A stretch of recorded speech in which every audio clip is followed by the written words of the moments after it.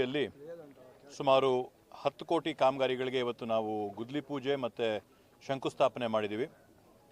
ಪ್ರಮುಖವಾಗಿ ನಾವು ಇಲ್ಲಿ ನಮ್ಮ ಸೂಲ್ಬೆಲೆ ರಸ್ತೆ ಬೆಂಡಗನಹಳ್ಳಿಯಿಂದ ಸೂಲ್ಬೆಲೆ ರಸ್ತೆಗೆ ಸುಮಾರು 1 ಕೋಟಿ ರೂಪಾಯಿಯಲ್ಲಿ ರಸ್ತೆ ಅಭಿವೃದ್ಧಿ ಕಾಮಗಾರಿನ PWD ಇಲಾಖೆ ಕಡೆಯಿಂದ ಮಾಡ್ತಾಯಿದ್ದು.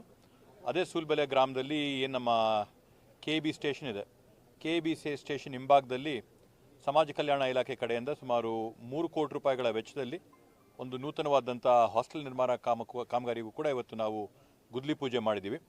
ಅದರ ಜೊತೆಗೆ ಬೆಟ್ಟಹಳ್ಳಿ ಗ್ರಾಮದಲ್ಲಿ ಸುಮಾರು 10 ಲಕ್ಷ ರೂಪಾಯಿಗಳ CC ರಸ್ತೆ ಚರಂಡಿ ಅಭಿವೃದ್ಧಿ ಕಾಮಗಾರಿ, ಸತ್ವಾರ ಗ್ರಾಮದಲ್ಲಿ ಸುಮಾರು ಒಂದು 10 ಲಕ್ಷ ರೂಪಾಯಿದಲ್ಲಿ CC ರಸ್ತೆ ಚರಂಡಿ ಅಭಿವೃದ್ಧಿ ಮತ್ತು ಸುಮಾರು 1 ಕೋಟಿ ರೂಪಾಯಿಗಳ ವೆಚ್ಚದಲ್ಲಿ ನಮ್ಮ ಮುತ್ಸಂದ್ರ ಗ್ರಾಮದಲ್ಲಿ ಟಾರ್ ರೋಡ್ ಕೆಲಸಕ್ಕೆ ನಾವು ಚಾಲನೆ ಕೊಟ್ಟು, ನಮ್ಮ ಮುತುಕದಳ್ಳಿ ಗ್ರಾಮದಲ್ಲಿ ಸುಮಾರು 50 ಲಕ್ಷ ರೂಪಾಯಿಗಳ ಮುಖ್ಯಮಂತ್ರಿಗಳ ವಿಶೇಷ ಅನುದಾನ ಮತ್ತು SCP TSP ಅಡಿಯಲ್ಲಿ 50 ಲಕ್ಷ ರೂಪಾಯಿಗಳ ಅಭಿವೃದ್ಧಿ ಕಾಮಗಾರಿ, ನಮ್ಮ ದೊಡ್ಡಳ್ಗೆರೆ ಗ್ರಾಮದಲ್ಲಿ ಸುಮಾರು 80 ಲಕ್ಷ ರೂಪಾಯಿಗಳ CC ರಸ್ತೆ ಚರಂಡಿ ಅಭಿವೃದ್ಧಿ ಕಾಮಗಾರಿಗಳನ್ನ SCP TSP ಮತ್ತು ಮುಖ್ಯಮಂತ್ರಿಗಳ ವಿಶೇಷ ಅನುದಾನದಲ್ಲಿ, ಮತ್ತು ಸುಮಾರು ದಿನಗಳಿಂದ ನಮ್ಮ ಕೋಗಲ ಗ್ರಾಮದಿಂದ ಶೆಟ್ಟಹಳ್ಳಿ ಗ್ರಾಮಕ್ಕೇನು ಸಂಪರ್ಕ ರಸ್ತೆ ಇತ್ತು ಅದು ಸುಮಾರು ದಿನಗಳಿಂದ ಹದಗೆಟ್ಟಿತ್ತು. ಇವಾಗ ಒಂದು 2 ಕೋಟಿ ರೂಪಾಯಿಗಳ ವೆಚ್ಚದಲ್ಲಿ ಕೋಗ್ಲಿಂದ ಶೆಟ್ಟಹಳ್ಳಿ ಗ್ರಾಮದವರೆಗೂ ಕೂಡ ಸಂಪರ್ಕ ರಸ್ತೆನ ಮಾಡ್ತಾಯಿದ್ದು.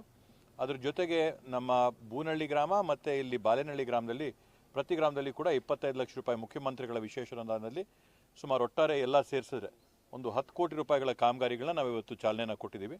ಎಲ್ಲವೂ ಕೂಡ ಅತಿ ಶೀಘ್ರದಲ್ಲೇ ಮಾಡಿ ಮುಗಿಸಿ ನಾವು ಸಾರ್ವಜನಿಕರಿಗೆ ಏನೇನಾದರೂ ಅನುಕೂಲ ಆಗಬೇಕೋ ಆ ಅನುಕೂಲ ಮಾಡೋಕ್ಕೆಲ್ಲ ನಾವು ಮಾಡ್ತಾಯಿದ್ದೀವಿ.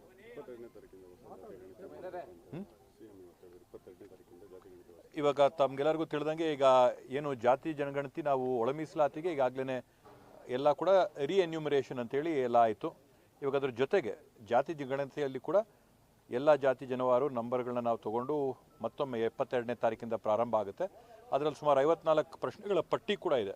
ಅದರಿಂದ ಜನ ಅದನ್ನೆಲ್ಲ ಕೂಡ ಗಮನದಲ್ಲಿಟ್ಕೊಂಡು ಮನೆಗೆ ಬಂದಾಗ ಅವರವರ ಸಾಮಾಜಿಕ, ಆರ್ಥಿಕ, ಶೈಕ್ಷಣಿಕ ಎಲ್ಲದರ ಮಾಹಿತಿಗಳನ್ನ ಹಂಚ್ಕೊಂಡು ಆವಾಗ ಸರಿಯಾಗಿ ಸರ್ಕಾರಕ್ಕೆ ನಿಖರವಾದಂಥ ಮಾಹಿತಿನ ಇಟ್ಕೊಂಡು ಯಾವ ಥರದಲ್ಲಿ ಯಾವ್ಯಾವ ಸಮುದಾಯಗಳಿಗೆ ಏನೇನು ಅನುಕೂಲಗಳು ಮಾಡಿಕೊಡ್ಬೇಕೋ ಇವೆಲ್ಲವನ್ನೂ ಕೂಡ ರೂಪಿಸೋಕ್ಕೆ ಅನುಕೂಲ ಆಗುತ್ತೆ.